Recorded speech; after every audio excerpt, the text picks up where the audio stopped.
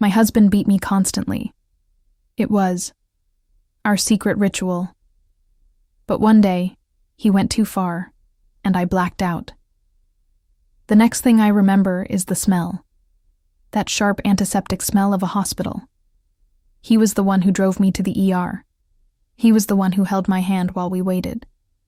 And he was the one who looked those doctors right in the eye, his voice cracking perfectly, and told them I fell down the stairs.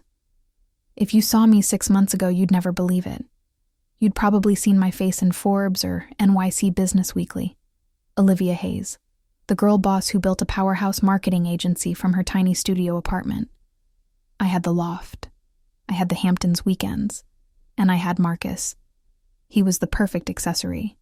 Charming, handsome, ambitious. We were the ultimate New York power couple. What a joke. Our life looked perfect. But perfect just meant the walls were thicker. The silence was heavier. Marcus. He had this shadow. A switch he could flip the second the apartment door clicked shut. It started small. It always does. A comment about my outfit being unprofessional. A hand gripping my arm just a little too tight when I laughed too loud with a client. Then, it became my other full-time job. Finding the right concealer. Learning how to apply arnica gel so the swelling would go down before a board meeting. I was a CEO. I managed million-dollar accounts. And I told myself he was just stressed. That he loved me. That night, after the gala, the fall, I woke up at Mount Sinai. He was right there, whispering to the nurse about how clumsy I'd always been. My colleagues came to visit. They brought flowers and sympathy cards. They bought every single word. But then, I saw her. In the reflection of the dark hospital window. This woman staring back at me. Her face was... I didn't know her. She was swollen and broken, and her eyes were empty. That was the end. The end of the Olivia he thought he knew.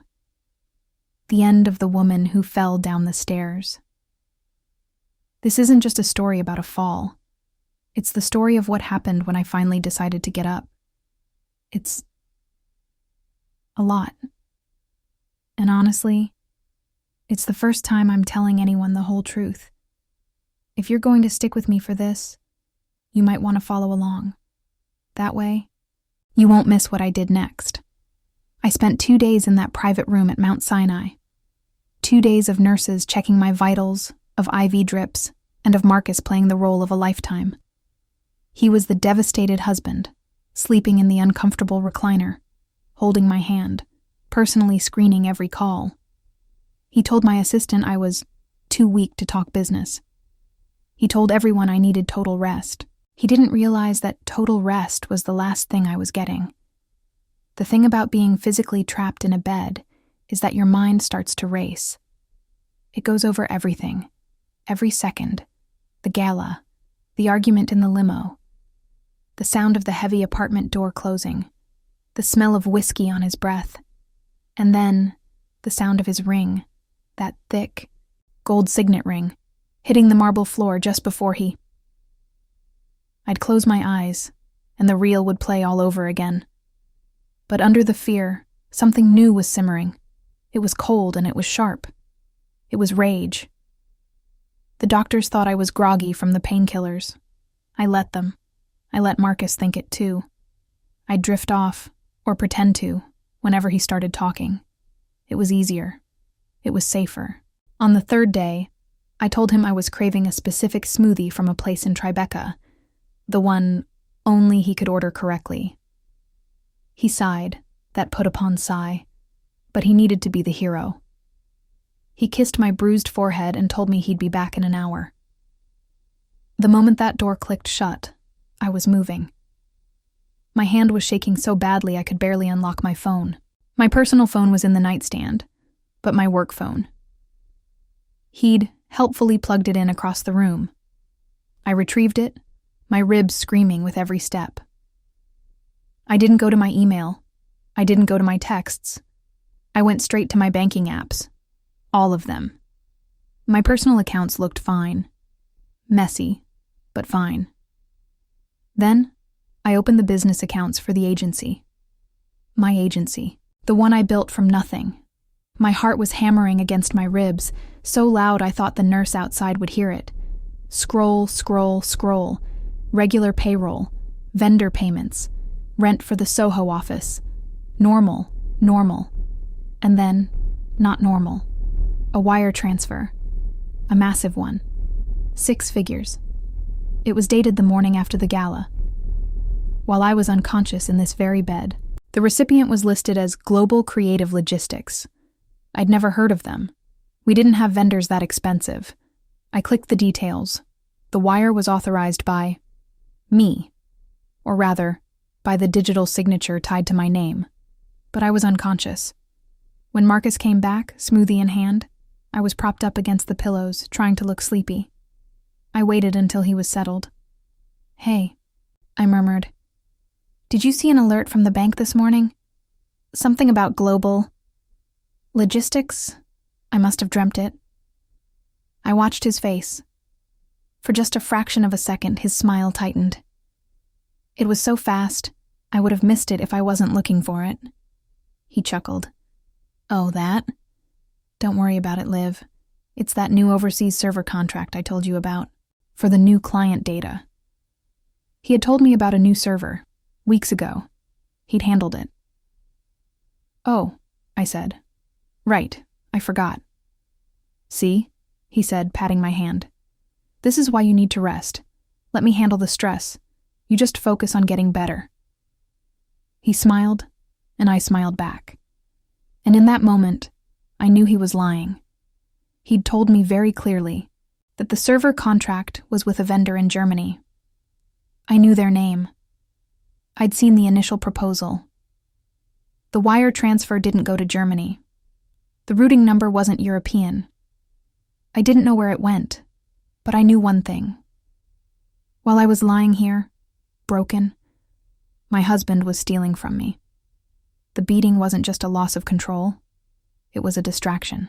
Marcus was glued to my side for the next 24 hours. He was the very picture of the doting, worried husband. I heard him in the hallway, his voice hushed and serious, telling my assistant that he was bravely taking over, that all communications had to go through him. He said he was just keeping the ship afloat while I recovered. He was performing. For the nurses, for my team. For me. Every time my phone buzzed, his head would snap up. He'd glance at the screen, then smile. He'd tell me it was just another client, and that he'd handle it. He was controlling the flow of information. He thought he was protecting his assets. He didn't realize he was cornering an animal. I knew I had one shot. One person he couldn't charm, couldn't bully, and couldn't fool. Chloe, my best friend since law school. She's now one of the most feared divorce attorneys in New York, and the only person who ever looked at Marcus with, not suspicion, exactly, but reservation. She'd once told me, over martinis, that he was too polished, and I'd laughed it off. I had to wait. It was the longest night of my life. I pretended to be asleep, listening to the rhythm of his breathing until it finally settled into a deep snore from the recliner. 3:17 a.m. The blue light of my phone felt like a spotlight in the dark room. I typed under the thin hospital blanket, my fingers fumbling and stiff. "Need you." Code red. "Do not call. Do not come here. He's watching me. I need you to check something. Urgently." My heart was pounding so hard I could feel it in my throat. I sent her the login credentials to the main business accounts. I sent her the details of that wire transfer. Global Creative Logistics. I just wrote, "Find them." Her reply came 3 seconds later. "I'm on it. Go dark." The next day was agony. It was a physical torment. I had to pretend to watch bad daytime TV. I had to smile weakly when Marcus spoon-fed me broth. I had to act. Fragile. Broken. Every buzz of my phone made my stomach clench, but I ignored it. I let him check it. He'd look, see it was just a news alert, and toss it back on the bedside table, visibly relieved. He was getting antsy. He wanted me home. He wanted me back in the loft, where he controlled the environment. He kept telling me he'd arranged for a private nurse so I could recover in comfort. I knew he just wanted to cut me off from the outside world. Late that afternoon, he finally left. He said he had to put out a fire at the office, but that he'd be back by dinner. The second the door shut, I grabbed my phone. It wasn't a text from Chloe. It was an email. Subject: we need to talk. Now. My hands were trembling so badly I almost dropped the phone. I opened it. It wasn't a long email. It was just a single paragraph and 2 attachments. I read the paragraph first. Olivia. It read, Global Creative Logistics was incorporated 3 months ago in Delaware. It's a shell corporation. The wire transfer you saw wasn't the first. It was the 5th. He's been bleeding the client retention accounts dry. But that's not the real problem.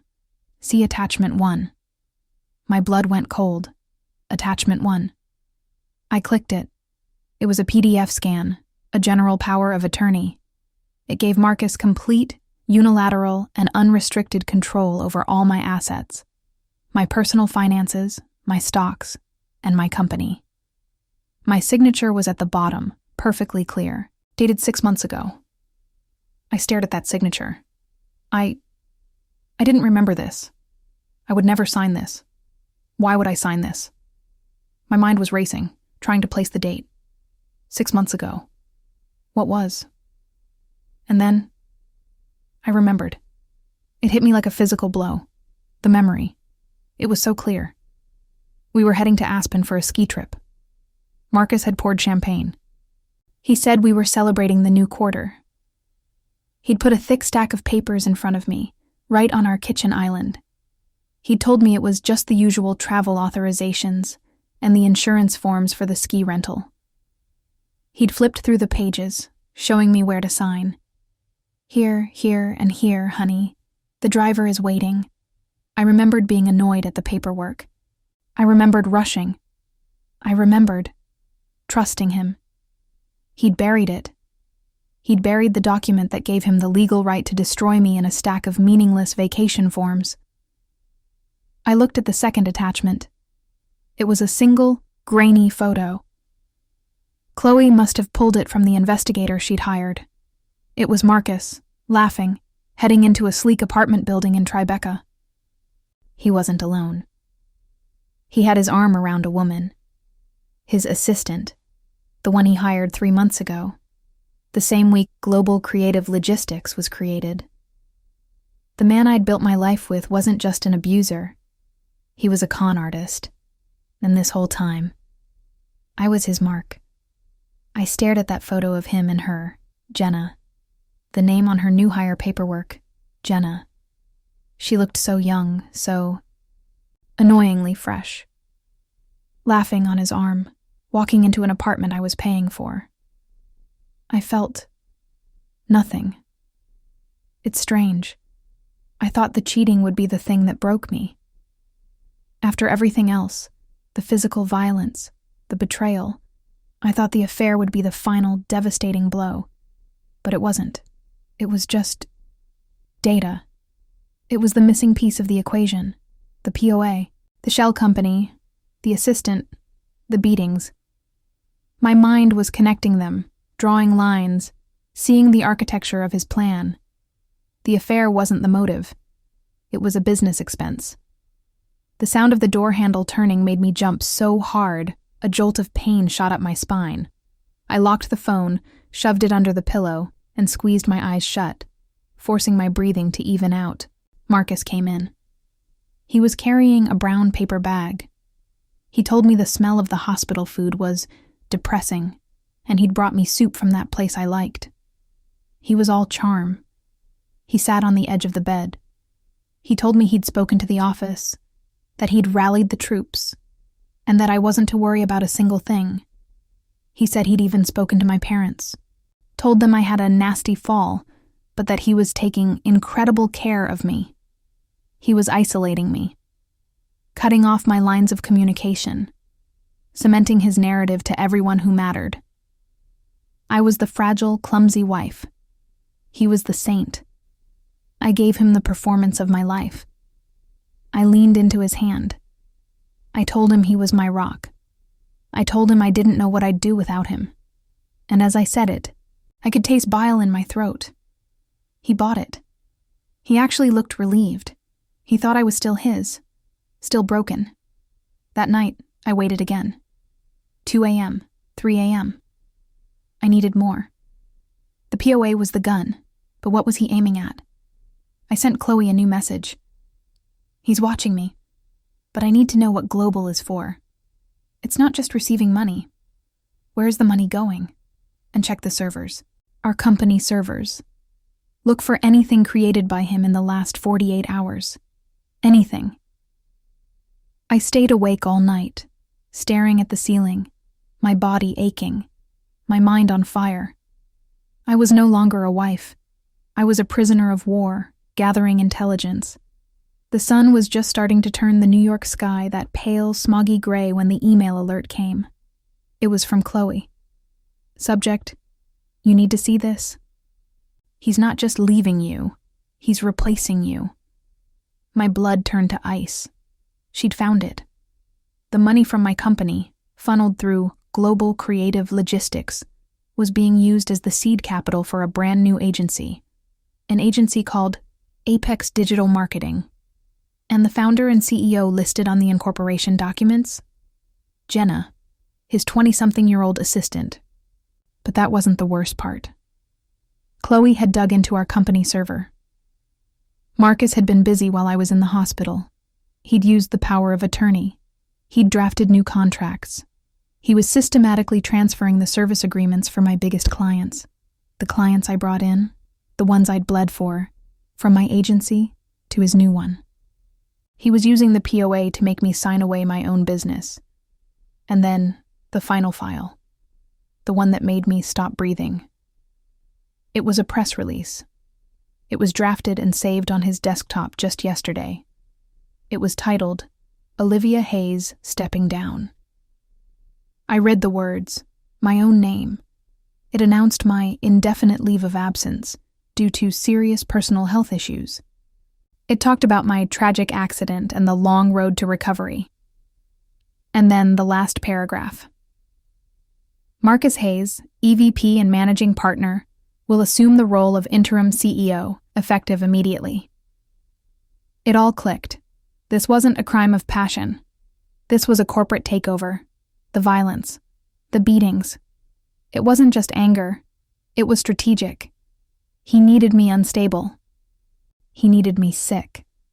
He needed me out of the way, discredited and isolated, so he could sign the papers. He was going to drain my company, transfer my clients, and lock me out. And he was going to use my fall down the stairs as the cover story to do it. He wasn't just stealing from me. He was erasing me. He was going to walk away with my entire life's work, my reputation, and my money, leaving me with a bankrupt company and a hospital bill. I looked at my reflection in the dark screen of the phone, at the bruised, swollen face. The sadness was gone. The fear was gone. All that was left was a cold, quiet, diamond-hard rage. He thought he'd broken me. He thought this was the end. He had no idea what he'd just started. He discharged me from the hospital the next day. The doctors were hesitant, but Marcus was so convincing. He told them he had a private nurse lined up, that our home was far more restful. He wheeled me out himself. He insisted. It was all part of the show. The doorman at our Soho building tipped his hat, his face full of sympathy for poor Mrs. Hayes. As we rode up the private elevator, Marcus put his hand on my shoulder. "You're safe now. Live," he said. His voice was all soft concern. I leaned my head back against his hand, as if I was drawing strength from him. I wanted to pull away, to scream. His touch felt like spiders. The loft was cold. The sunlight was hitting the windows just right, but the whole place felt like a museum. My home. It didn't feel like mine anymore. He'd prepared the guest room for me. He told me it was more practical, that the ensuite bathroom was easier access. Our loft is on one floor. The guest room was just further away, more isolated. He got me settled, fluffing the pillows, drawing the blinds, so I could rest. Then he came in holding a small orange prescription bottle and a glass of water. "Here," he said, shaking 2 large white pills into his palm. "The doctor gave me these for you, for the pain. He said they're much stronger so you can really sleep." I looked at the bottle. I didn't recognize the name, but I recognized the type. It was a heavy-grade opioid. The hospital doctor had been very specific about weaning me off painkillers, not putting me on something that could knock out a horse. "Oh," I murmured, my voice intentionally weak. I don't know, Marcus. I feel so foggy already." "Shh," he said, all gentle. "That's just the concussion. You need to stay ahead of the pain. The doctor was very insistent. Trust me. Trust me." My hand was shaking as I took the pills from him. He watched me. He needed to see me take them. I raised them to my mouth, put them on my tongue, and took a large sip of water. I held the water in my mouth, letting the pills dissolve just enough to be tasteless. And then I swallowed. He smiled, a genuine, relieved smile. "There you go," he said, taking the empty glass. "You just sleep. I've got everything under control." He brushed the hair off my forehead. I think that was the hardest part. I had to force myself not to flinch. He thought I was his docile, broken little wife. He left the room, leaving the door cracked open. "So I can hear you if you call," he said. I waited. 1 minute, 2. I heard the soft clack of his laptop opening on the dining room table. I heard him pour a drink. Slowly, silently, I moved my head. I spit the soggy, partially dissolved mush of the pills into a tissue I'd palmed from the bedside table. I tucked it deep under the mattress. I was not going to be foggy. I lay there for hours, practicing my breathing. Slow, deep, rhythmic, the breathing of the deeply sedated. He was busy. He made calls. He spoke in his CEO voice. He was rescheduling my meetings, telling my team he was taking the helm. He was finalizing the theft. Around 10 p.m., his phone buzzed. It was a different tone. Softer. He picked it up. His voice dropped to a whisper.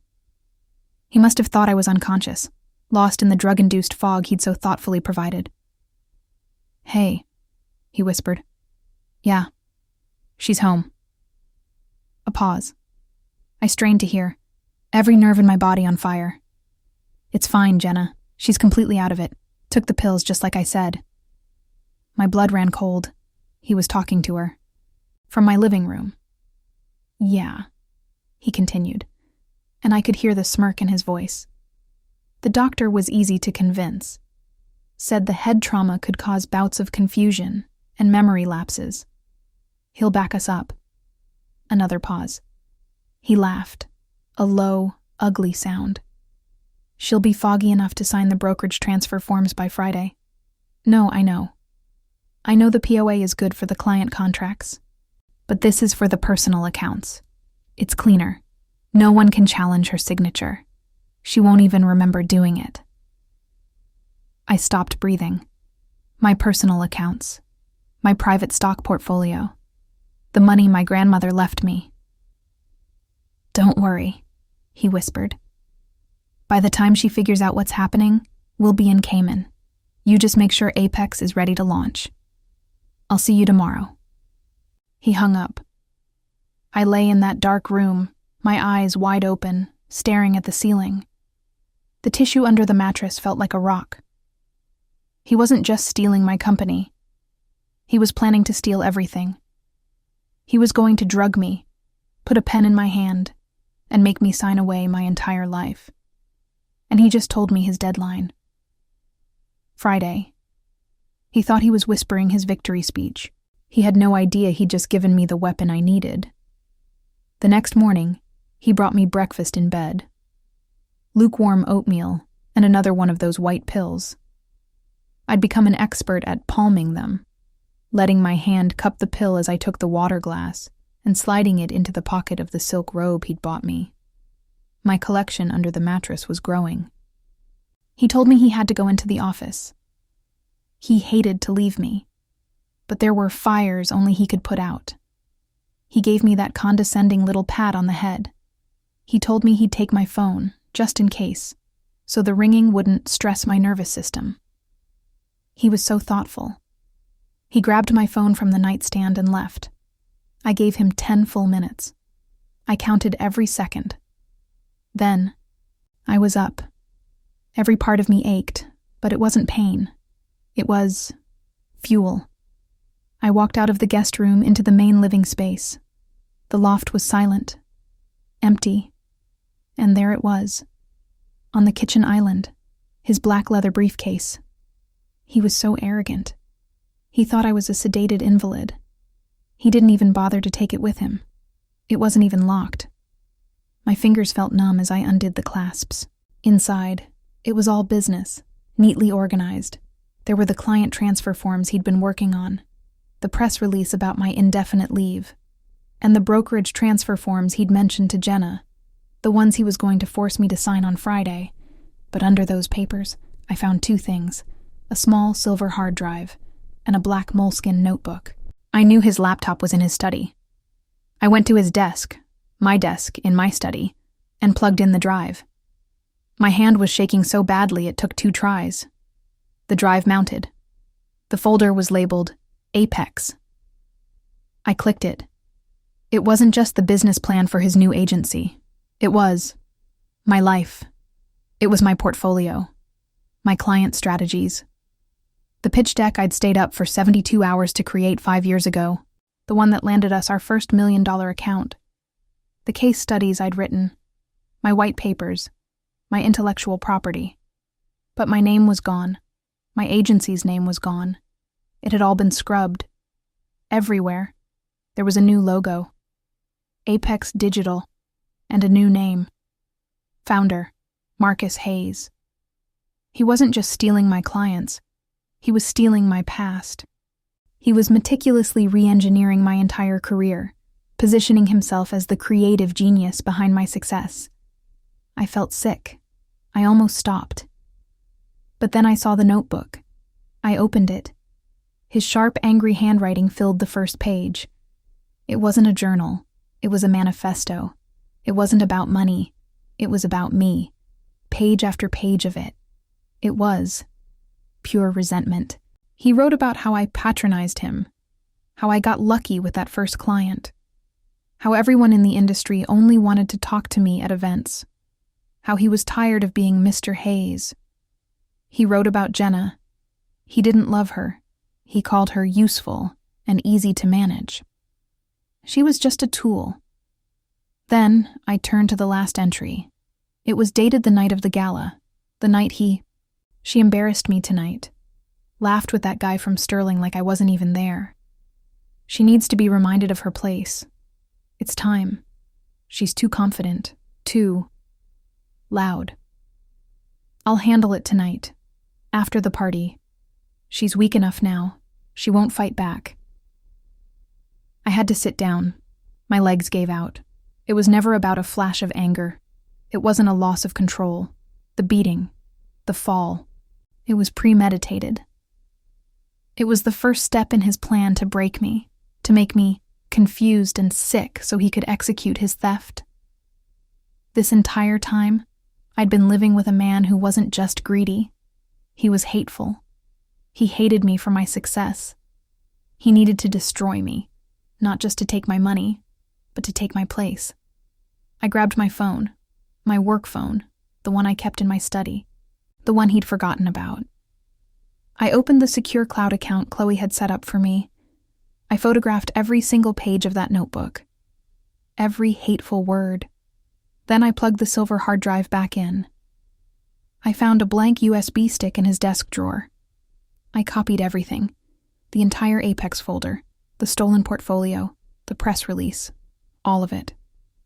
I put the hard drive and the notebook back in the briefcase. I clasped it shut. I walked back to the guest room, my legs steady now. The fear was gone. The sadness was gone. I finally knew the why. He didn't just want what I had. He wanted to be what I was. And I was going to use that motive to burn his entire world to the ground. I was living in a fog, but it was one of my own making. I spent Wednesday and Thursday playing the part of the broken, heavily sedated victim. I'd hide the pills. I'd sleep, or pretend to. I'd ask simple questions. I'd forget what he told me. I let him see me as confused, weak, and pliable. His arrogance was astounding. He'd work from home, taking call after call at our dining table just 20 feet from my room. He was a new man, brimming with confidence, all his stress gone. He was finalizing the client transfers, speaking with lawyers, his lawyers, about the Apex transition. On Thursday afternoon, he was on a call, and I heard him say it. He was telling them he was deeply concerned for my mental state, that my tragic fall had caused significant cognitive impairment. He told them he was invoking the power of attorney, as was his fiduciary duty, to protect the company. Then he said the words that lit a fire under me. He told them he was calling an emergency board meeting for Monday, to formalize his role as interim CEO. He said it was what I would have wanted. Monday. He was giving himself the weekend. Friday, he'd drug me and get my signature on the personal brokerage forms. Then, Monday, he'd complete the coup and take my company. The timeline was set. He hung up, looking energized. He told me he was going out for a quick dinner with a client. He told me Jenna, that sweet assistant, was going to drop by with some papers from the office. My blood ran cold. He wasn't even hiding her anymore. He was sending his mistress into my home, while I was supposedly helpless, to deliver the very documents he'd used to rob me. He left. I knew I had maybe an hour. I grabbed my work phone. I emailed Chloe. He's calling a board meeting for Monday. He's taking the company. We have to move. Her reply was almost instant. I know. He's already sent the notice. I'm trying to get to Arthur Reed, but his EA is blocking me. He says Arthur is traveling. Arthur Reed, our lead investor, the man who gave me my seed money. He was 70 years old school money, and the most powerful voice on my board. Marcus hated him. He always called him a senile relic who should have retired a decade ago. But I knew Arthur. He wasn't senile. He was a shark, and he wasn't traveling. He was in his workshop. Arthur's real passion wasn't finance. It was restoring vintage Jaguars. He had a private, unlisted email account he used just for that hobby. I'd only seen it once, 5 years ago. I'd memorized it because it was so eccentric. My fingers flew. I logged into the encrypted email Chloe had made for me. To Jaguar Man NYC Proton. IO. Subject. E-type. Urgent. Arthur, it's Olivia Hayes. I'm not sick. I'm a prisoner. Marcus is staging a coup. He's invoking the POA based on a fraudulent medical report. He's liquidating my assets into a shell company.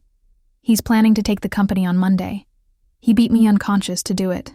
I have proof. All of it. I'm sending it to your official email right now. Please, help me. I hit send. Then I logged out, opened my secure cloud, and forwarded the entire file. The photos of the notebook, the hard drive files, the Apex business plan, the stepping down press release, the audio file of him whispering to Jenna, the one I'd managed to record last night when he thought I was asleep.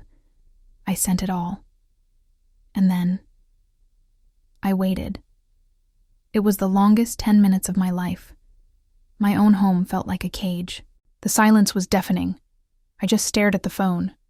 Nothing. Had I gotten the email wrong? Was he really traveling? Was Marcus right? Was he just an email from Arthur? Not from the Jaguar account, but from his official, heavily encrypted corporate address. The subject line was one word: Friday. I opened it. The message was short, and it was terrifyingly beautiful. Olivia, I have received your file. The SEC and the DA's office are being notified as we speak. The emergency board meeting for Monday has been moved. I am invoking my right as lead director. The meeting is tomorrow, Friday, 10 a.m., at the main office. He will be served at that meeting. The police will be present. I trust you will feel well enough to attend.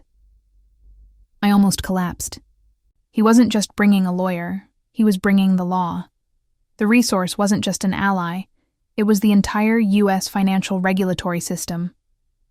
I heard a key in the door. I shoved the phone under the mattress, my heart hammering. Marcus walked in.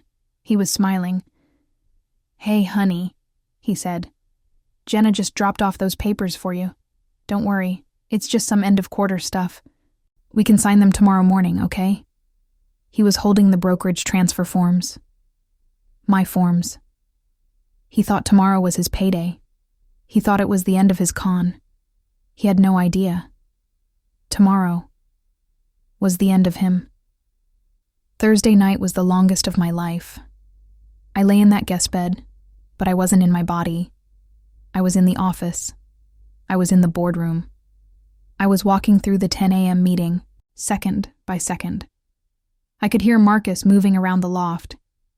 He was restless. I heard the pop of a champagne cork. He was celebrating. Alone. He actually came into the room around midnight, reeking of expensive champagne. He must have thought I was asleep. I felt him just standing there in the dark, watching me. I didn't flinch. I didn't move a muscle. I just breathed, slow and even, faking the deep, drugged sleep he'd paid for. He was probably looking at me and seeing his future, his new company, his new life. He had no idea he was a dead man walking. He finally left, and I let myself open my eyes. The rage was gone. The fear was too. All night I'd been terrified of this. Cold, hollow feeling. I thought it was numbness, but it wasn't. It was focus. It was the calm you feel when you know exactly what you have to do, and you've accepted the cost. Friday morning. He woke me up at 8 a.m. He was chipper, so painfully, disgustingly happy. He brought a tray, my special oatmeal, a large hot coffee, and of course, the little white pill. He told me we had a big day. He told me we just had to get a little paperwork out of the way, and then he'd help me get dressed.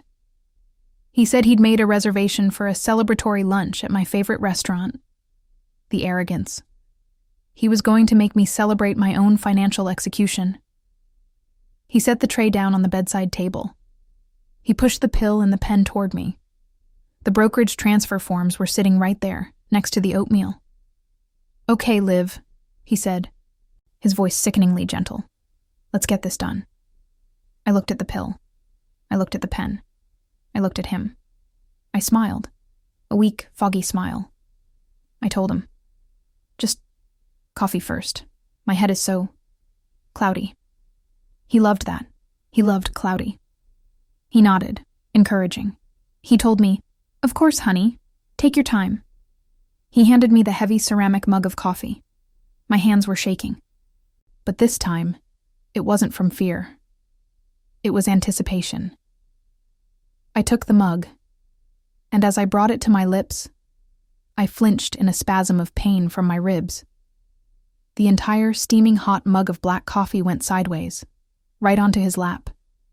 His gray, perfectly tailored $1,000 trousers. He screamed. It was a high, shocked yelp. He jumped back, swearing, batting at his legs. The mask was gone. The caring husband vanished, replaced by the furious, inconvenienced man I always knew was underneath. He snapped at me, asking if I was stupid, asking if I knew how hot that was. I cowered. I gave him exactly what he wanted. I burst into confused tears. I told him I was so sorry, that my hands just spasmed. He didn't even look at me. He was too busy assessing the damage to his clothes, his ego. He told me to just stay put and don't move. He told me he had to go change, that he was already running late.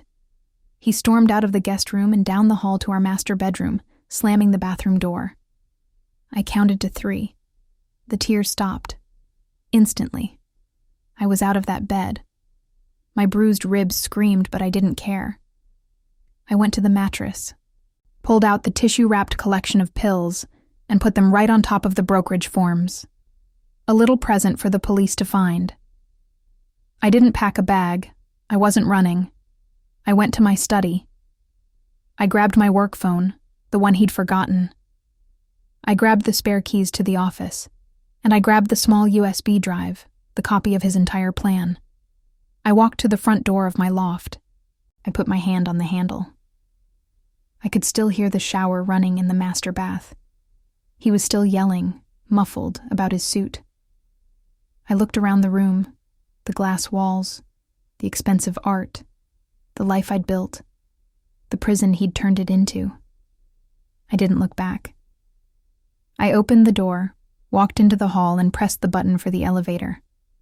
I was done being the sick wife. I was done being confused. When that elevator door opened, I wasn't just going downstairs. I was going to work. He thought he was calling a meeting to get my job. He had no idea. I was going to my company, to my boardroom, to remind every single person in that room who I am. I got out of the cab at 9:45 a.m. The Soho air was crisp. I hadn't been outside in almost a week. Every breath was a fresh insult to my bruised ribs, but it was the clearest I'd felt in years. The pain was an anchor. It was real. I walked into the lobby of my building. I could feel the stairs. The doorman, who had seen Marcus wheel me out, looked like he'd seen a ghost. I didn't smile. I didn't flinch. I just walked, one foot in front of the other, my head held high. I let them see the faint, yellowing bruise on my cheekbone that the concealer didn't quite cover. I wanted them to see it. I wanted them to see what a fall down the stairs looked like. The elevator ride up to the 40th floor was silent. It was just me and my reflection in the polished steel doors. The woman looking back at me was different. The softness was gone. Her eyes were hard. She looked like a soldier. When the doors opened, the office was buzzing. It was the normal Friday morning rush. Then, the sound just died. My assistant, Sarah, was at her desk. Her hand flew to her mouth. I heard her whisper my name. I didn't stop. I walked right past her desk toward the main conference room. I just said, "Sarah, please bring coffee for 12 to the boardroom, and hold all my calls." My voice. It was my CEO voice. I hadn't heard it in a while.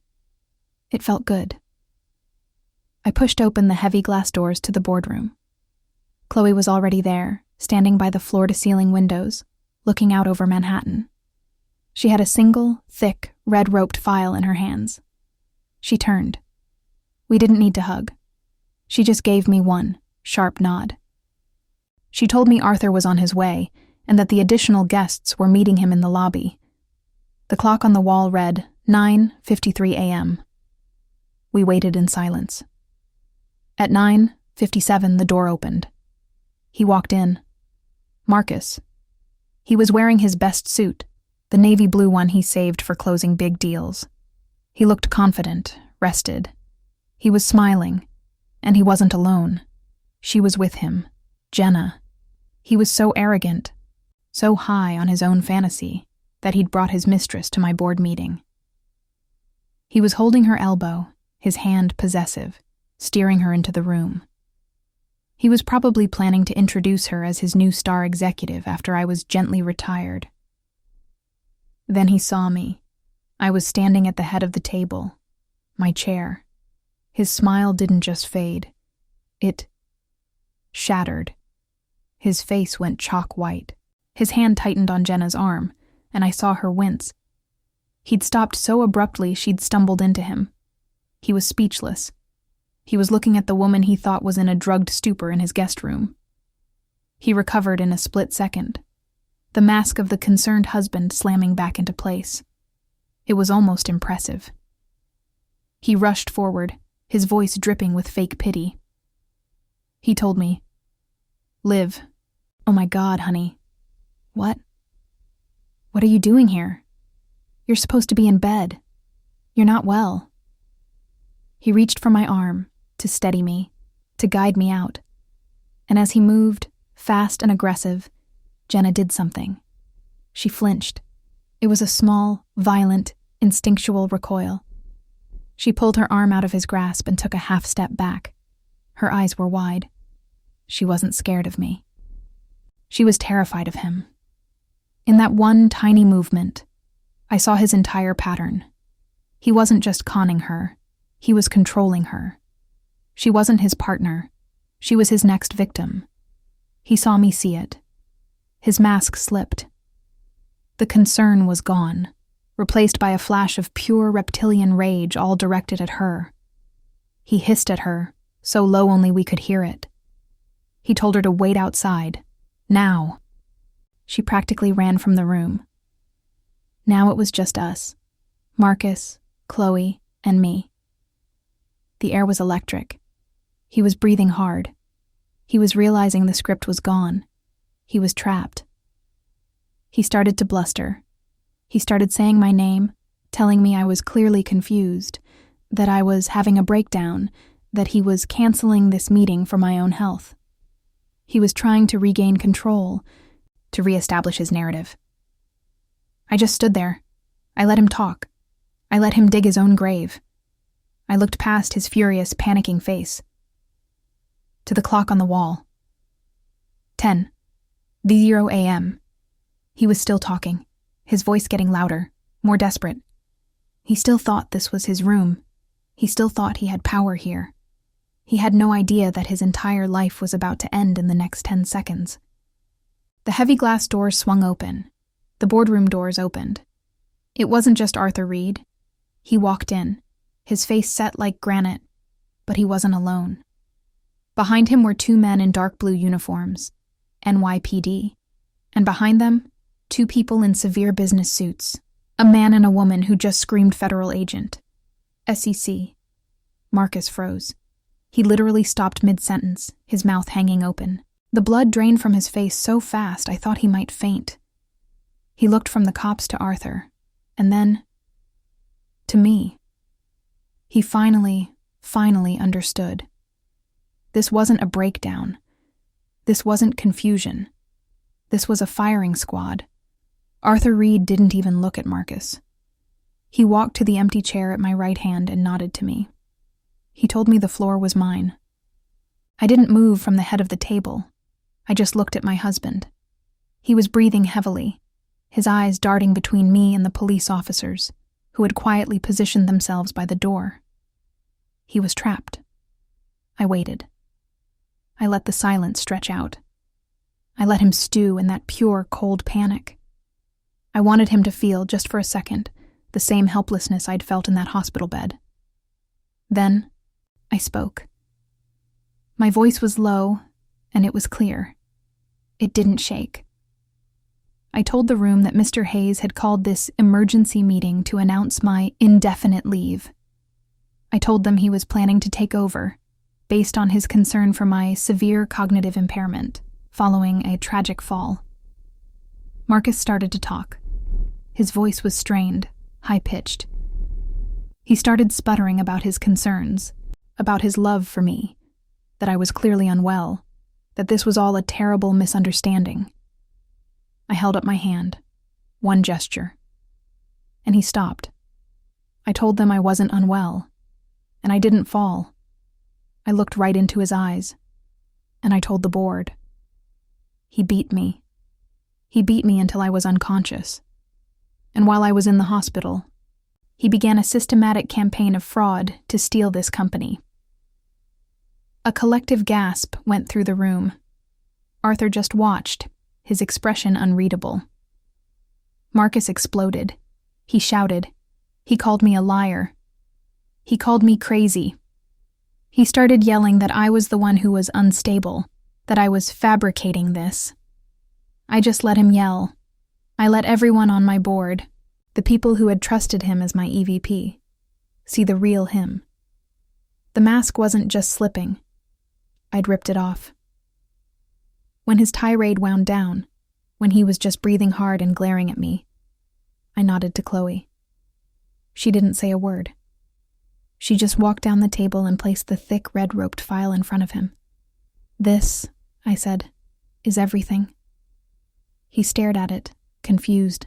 He opened it.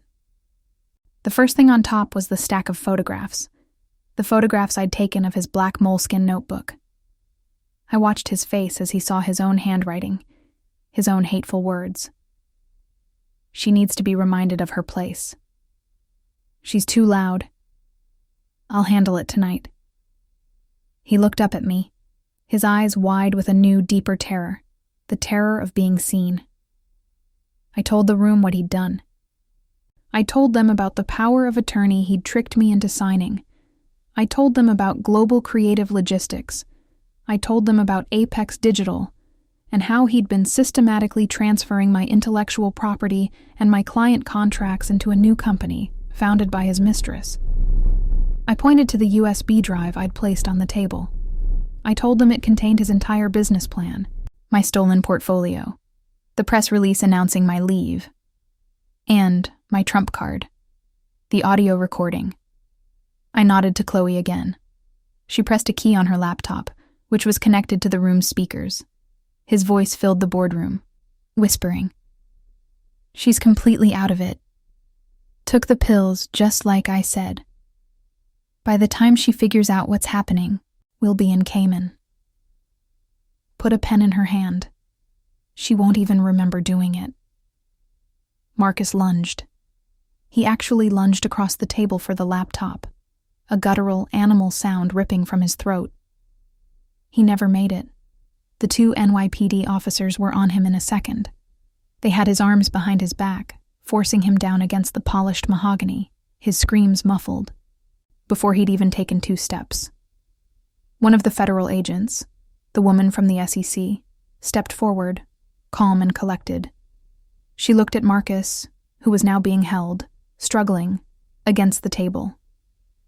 She told him he was being detained on suspicion of wire fraud, securities fraud, and conspiracy. One of the police officers started talking, the words sharp and clear in the stunned silence. He was telling him he had the right to remain silent. I watched them cuff him. I watched them read him his rights, right there, in my boardroom, in front of my colleagues. The man who was Mr. Hayes. The man who was too polished. He kept looking at me. His face was a mask of pure, unadulterated hatred. He was still trying to intimidate me, but as they pulled him to his feet, as they started to walk him out of the room, past the stunned faces of my board, he looked small. He looked weak. He was just a common thief. The door clicked shut, and the only sound in the room was the soft click of Chloe closing her laptop. The silence was absolute. When the boardroom door clicked shut, the silence was so heavy it felt like I couldn't breathe. It was just over. The storm had passed, and we were all just standing in the wreckage. I finally let my legs give out, sinking into the chair at the head of the table. My chair. Arthur Reed was the first to move. He walked over, not to me, but to the coffee pot. He poured 2 cups, walked back, and placed one in front of me. His hand was perfectly steady. He just said, "Well, that was a lot of noise." He told the rest of the board that they were all witnesses, that his lawyers would be in touch. He told them the company was secure, and that he had every confidence in my leadership. He looked at me, gave a small nod, and told me, "Get some rest, Olivia. Then, get back to work. You have a company to run." And that was that. No pity, no hand-wringing, just a path forward. The days that followed were a blur of lawyers, police reports, and audits. It was grim. We had to claw back the money. The Apex accounts were frozen. The offshore funds were harder, a tangled mess of digital wires. But Chloe was a bulldog. Jenna?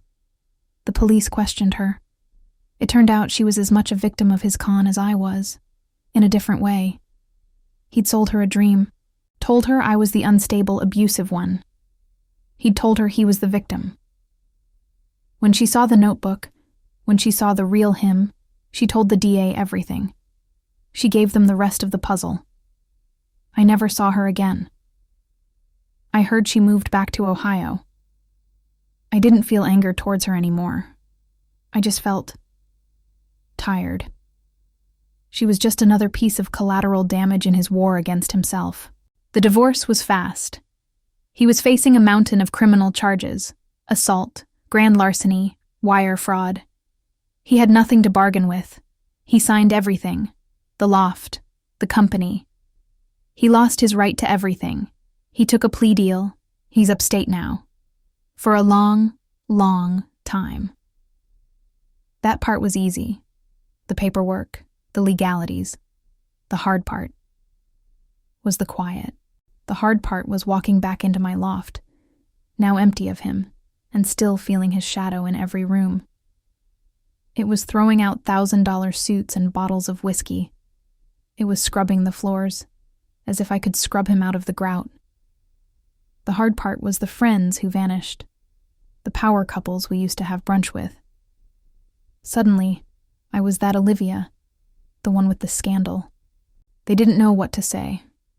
The pity was almost as bad as the violence. I spent about a week in that loft, just existing. I'd look at my reflection. The bruises were fading. The cuts were healing. But I still saw that woman from the hospital window. I thought the win in the boardroom would fix me. I thought the justice would be this magical cure. But it wasn't. Because the final twist wasn't about him. It was about me. I realized I'd been defining myself by him for years. First, as his perfect wife. Then, as his broken victim. And finally, as his avenger. Everything I did was a reaction to him. Sitting on my sofa, in the dead quiet of my empty home, I had the most terrifying realization of my life. He was gone. And I didn't know who I was without him. That was the real bottom. Not the hospital, not the boardroom. That. So I started over. I sold the loft. I sold all of it. The glass, the steel, the art, the memories. I bought a small, sunny apartment in the West Village, one with old brick walls and a fire escape covered in ivy, and I went back to work. It wasn't easy. We'd lost clients. My name was complicated. But Arthur was true to his word. He backed me. My real team, Sarah, my developers, my creatives, they'd stayed. They'd seen the monster behind the mask, and they'd chosen a side. They chose me. We rebuilt. But I didn't want to rebuild what we had. I was done with that. Today, 6 months later, my agency is called the Aurora Group. We don't just do marketing. We exclusively back, build, and market businesses founded by women. We teach them how to read contracts. We teach them how to protect their intellectual property. We teach them how to spot the wolves in $1,000 suits. My name is Olivia Hayes. I'm not just a survivor. That's a passive word. It's something that happens to you. I'm a fighter. I'm a founder. I'm a woman who fell down the stairs and decided to get up, walk out the door, and tear the whole building down. My scars. They're still there. I feel them when I hear a door slam or when a man raises his voice in a meeting. They're not pretty, but they're mine. They're a reminder that I am stronger than the person who tried to break me. This was hard to tell. Really hard. But I'm glad I did. Because I know I'm not the only one. I know there are other women right now, who feel that cold, hollow feeling of being trapped. Thank you for just listening, for being here with me. It's amazing how sharing a story can make the burden lighter. I find myself wondering who's out there, on the other side of this. It's a big world. I'd love to know where you're listening from. What city, what town? Let me know in the comments. And if you want to hear more stories like this, more stories about finding your voice and fighting back, maybe you should subscribe. That way, we can see this through together. My name is Olivia Hayes, and this is just the beginning.